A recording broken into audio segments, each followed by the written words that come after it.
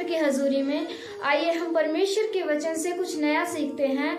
हम वचन पढ़ेंगे मत्ती अध्याय 18 के 21वें पद में लिखा है, तब पतरस ने पास आकर उससे कहा, हे प्रभु, यदि मेरा भाई अपराध करता रहे तो मैं कितनी बार उसे क्षमा करूं? क्या 7 बार तक?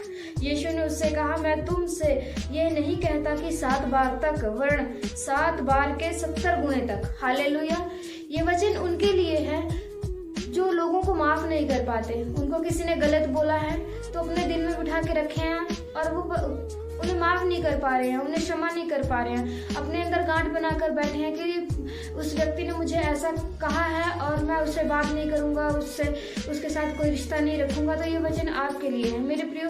परमेश्वर कहता है क्षमा करना सीखो, उसे माफ करो। 1 बारी नहीं, 2 बारी नहीं, 7 के 70 गुणे बार तक।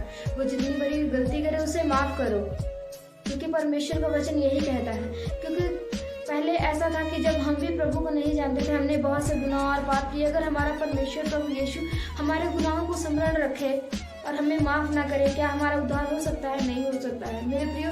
जब हम दूसरों के गुनाहों को माफ करेंगे तब हमारे भी गुनाह और हमारे भी पाप हमारा परमेश्वर प्रभु यीशु माफ करेगा। और हम उन बातों को गांठ बना कर ना रखें, क्योंकि हमारा परमेश्वर यही सिखाता है कि यदि तुम्हारे विरोध में कोई कुछ गलत बोलता है तो उसके लिए प्रार्थना करो, दुआ करो और उसको क्षमा करो। क्योंकि जब हम दूसरों के गुनाहों को क्षमा करते हैं तो हमारे अपराध भी क्षमा होते हैं। जब हम प्रभु के सामने पश्चाताप के साथ बैठते हैं तो प्रभु हमारे गुनाहों को क्षमा करता है, क्योंकि हम दूसरों के बोले गए शब्दों को जब क्षमा करते हैं। तो मन में कभी ना रखें कि इस व्यक्ति ने मुझे ऐसे बोला है, मैं इससे कोई नाता नहीं रखूंगा, रिश्ता नहीं रखूंगा।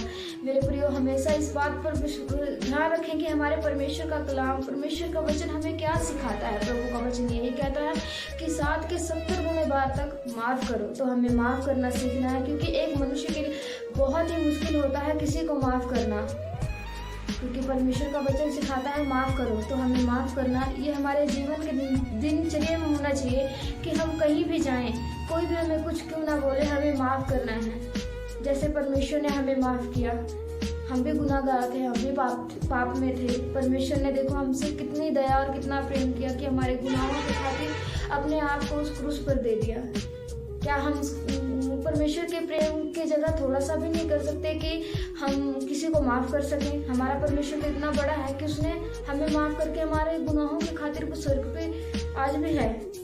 हमारे लिए, हमारे गुनाहों के लिए मारा गया, वो गाड़ा गया, आज वो स्वर्ग में है। हमारी और नजरें होती हैं उसकी। जब हम किसी को माफ नहीं करते और जब हम प्रभु के सामने बैठते हैं तो प्रभु हमारी ओर देखता है।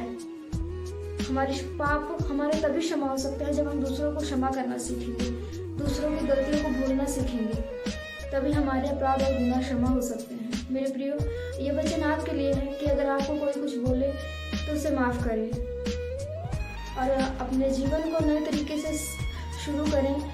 शैतान को अपने जीवन में मौका ना दें कि आपको डिस्ट्रैक्ट करे और वो फिर आपके जीवन में अटैक करने की कोशिश करे। आप वचन को लेकर कहीं से टूटो और परमेश्वर का बाड़ा टूटे और वो आपके जीवन में काम कर सके। मेरे प्रियो, आप परमेश्वर की हजूरी में चलते जाएं। परमेश्वर आपको माफ़ करना सिखाएगा, परमेश्वर आपको मसीह में चलना सिखाएगा, दृढ़ करना सिखाएगा, उसका आत्मा आपकी अगुवाई करेगा।